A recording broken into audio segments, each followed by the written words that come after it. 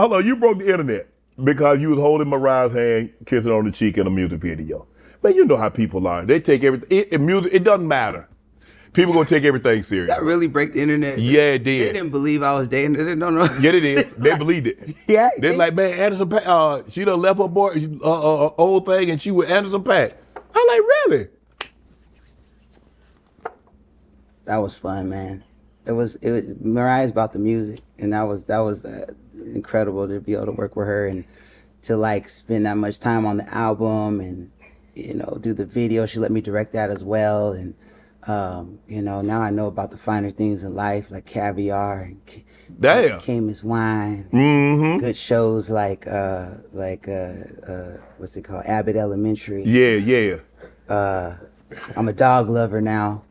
Did Nick hit you up? Like, what's up, bro? Nick hit me up, but he wanted tickets to a show. Oh, okay. He needed tickets to the fire, not Fire Fest, but I call it, what was that fest they had for the poor people that lost their homes and up in we threw a thing. Yeah. And Nick was and the kids, they wanted to go, and he hit me up. Man, he hooked me up with something. I got you, Nick.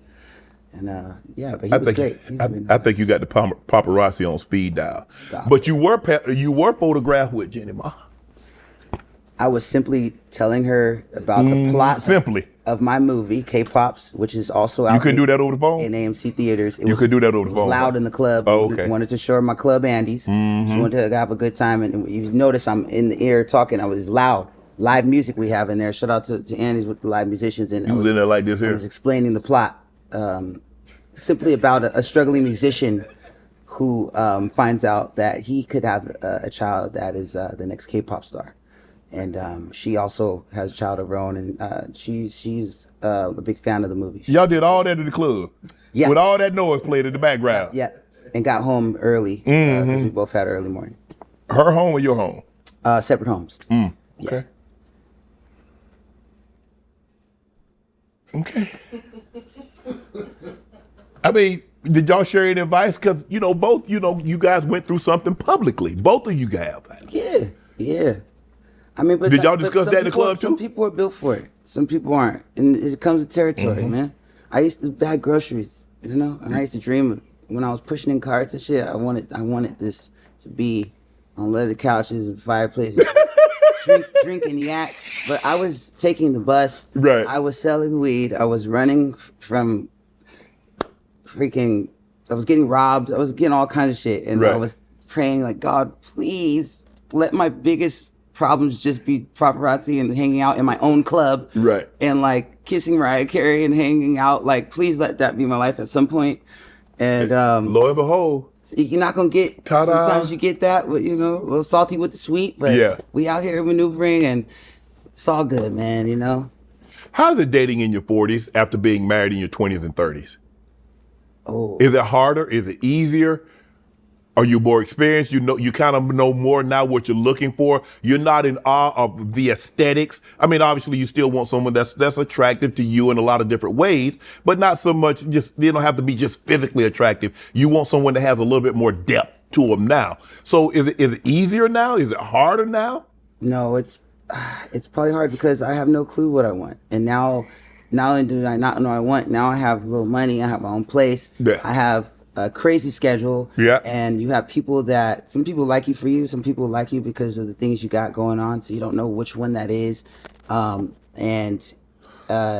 Sometimes, yes, I want to have someone with depth and someone that's patient, that can cook and like be nurturing. But then I don't want to commit to that one because, this one, you know what I'm saying? That's how that. At the end of the day, it's like, I'm also like an artist that's used to like adoration. And an entertainer, I'm used to being on the stage, all this stuff. So it's tough when I come off stage and you don't have that, and so you're kind of always in a state of like, do I still got that? Am I doing it right for this? And going into the dating world with that thing is it could be tough. But honestly, I'm enjoying being alone and being like single and being in my own house and just learning about that. And I really like that. And it's tough, it can get lonely and stuff, but the dating thing is fun because it's like oh man,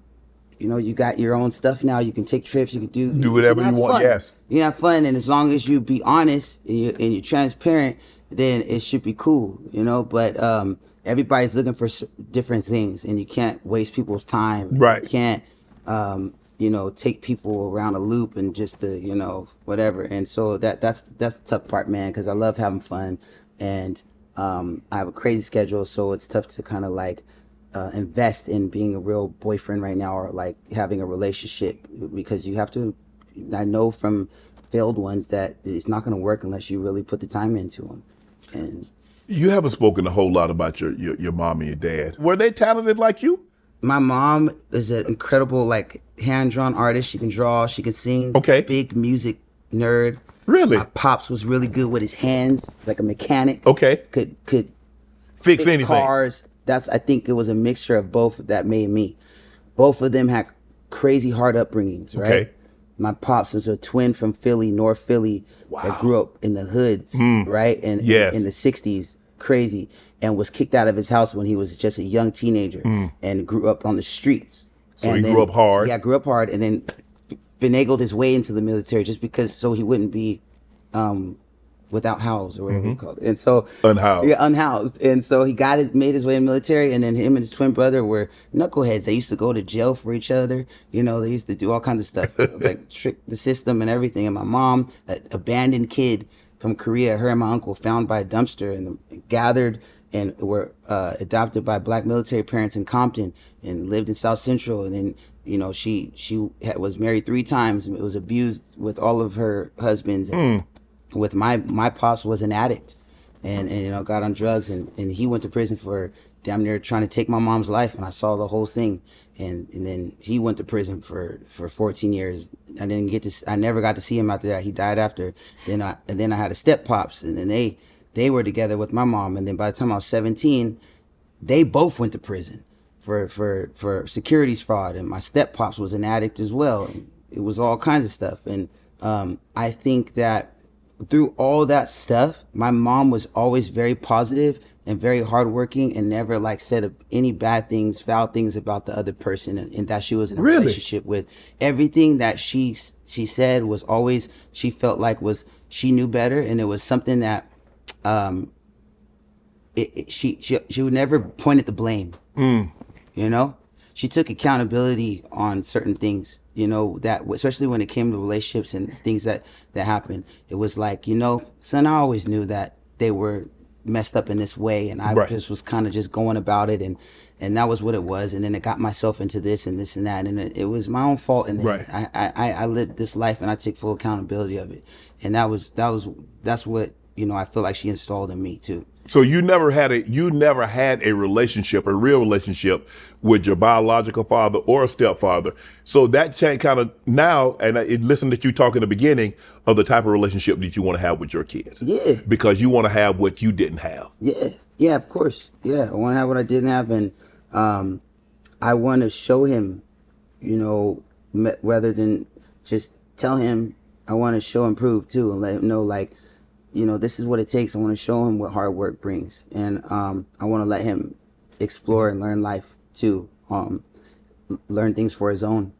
I know that I could provide a lot of stuff for him and kind of pamper him, and I don't want anything bad to happen to him. If it's up to me, it's like I want to both of them. I just want to just shield them forever. But it's like, can't do it because that's not how the real world. That's not the real world, and that's not how you create real, you know, people with real character. And and so it's tough. But yeah, you know, and you know, even my step pops, he was around. He wasn't perfect, but he was definitely around. And from when I was like 6 to 17, and we had our issues and stuff. But I had something, you know, and that's more a lot of the other people had.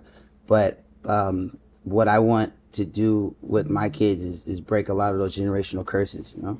Want to join Club Shay Shay? Become an official member by hitting that subscribe button, where you never know who's going to be joining us for drinks and conversation. Don't be late to the party, because you know we like to do something before 2 something.